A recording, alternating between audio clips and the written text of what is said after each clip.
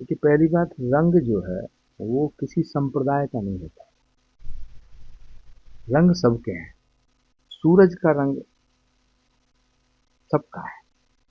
ऐसे ही जितने रंग हैं ये हमारी भारतीय संस्कृति के प्रतीक हैं। भगवा रंग हो या हरा रंग हो या गुलाबी हो या पीला हो, जो भी रंग, ये सब भारत की संस्कृति के प्रतीक हैं। तो मुझे लगता है कि ये विवाद, अ, इसका कोई लॉजिक नहीं है, ये प्रासंगिक नहीं है। भारत के अंदर सभी रंगों को बहुत ही अच्छी तरह से देखा जाता है और हम सब सभी रंगों में रंगे हैं। तो कोई एक रंग किसी एक कम्युनिटी का हो, मैं ऐसा नहीं। आचार्य जी, एक सवाल और था मेरा। औरंगाबाद में जो औरंगजेब की कब्र को लेकर के विवाद चल रहे हैं, बजरंग दल ने कहा है कि या तो हम हटा देंगे वरना सरकार उसमें कोई कार्रवाई करे। हटाने की बात इसको हो रही है, जांच करने की बात हो रही देखिए, है। क्या क्या नजरिया है? भारत मुर्दों से नहीं लड़ता। भारत का शौर्य पराक्रम और भारत की बहादुरी इतिहास में दर्ज है। छत्रपति शिवाजी महाराज, महाराणा प्रताप, गुरु गोविंद सिंह जी महाराज, ये जितने भी हमारे राष्ट्रीय हीरो रहे हैं, इन्होंने कभी सनातन के सिद्धांत को नहीं तोड़ा। और किसी की कब्र को हटाना, किसी की कब्र को मिटाना, ये तो तालिबान का। सनातन इसकी अनुमति नहीं देता। दुश्मन के भी मर जाने के बाद हम उसका सम्मान करते वक्फ बोर्ड को लेकर के खासतौर पर जो मुस्लिम तबके हैं, वो जंतर मंतर पे एक बड़ा बड़ा वो करने जा रहे हैं। उनका ये कहना है कि शाहीन बाग बना देंगे। इस तरह का कुछ थ्रेट इस तरह की आ रही है। हैं। देखिए, भारत आईएस की धमकी में नहीं आया। भारत आतंकवादियों से नहीं डरता। भारत पाकिस्तान और तालिबानियों से भी नहीं डरता। भारत को धमकी देने का काम नहीं।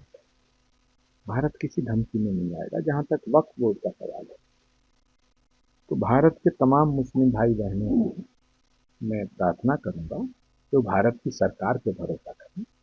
उनका भला वक्फ बोर्ड नहीं करेगा, उनका भला भारत के भले में है।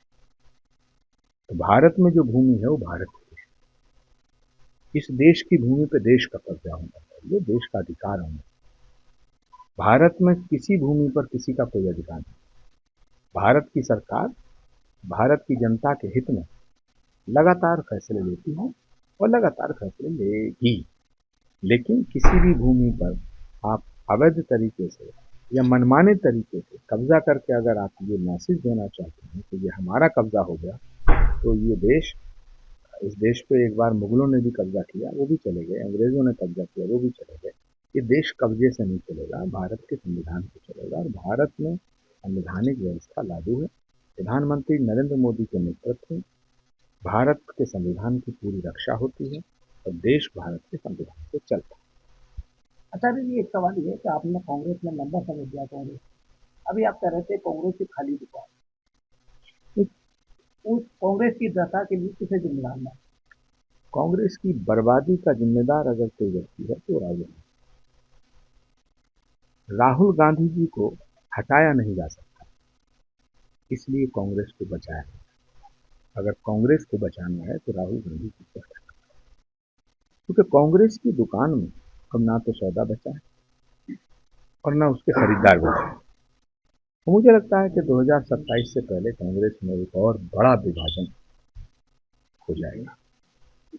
अच्छा, अक्सर देखा जाता है कि आप राहुल गांधी को लेकर के 50% में बताया, लेकिन कभी प्रियंका गांधी को लेकर देखिए, ऐसा क्यों? जिम्मेदारी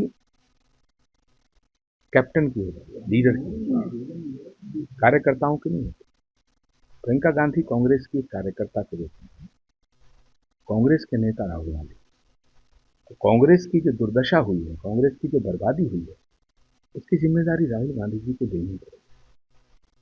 राहुल गांधी जी को खुद ही कांग्रेस पार्टी की लीडरशिप से हट जाना, वरना कांग्रेस पार्टी के नेताओं को वर्किंग कमेटी की बैठक बुलाते हुए राहुल गांधी को पार्टी से बाहर कर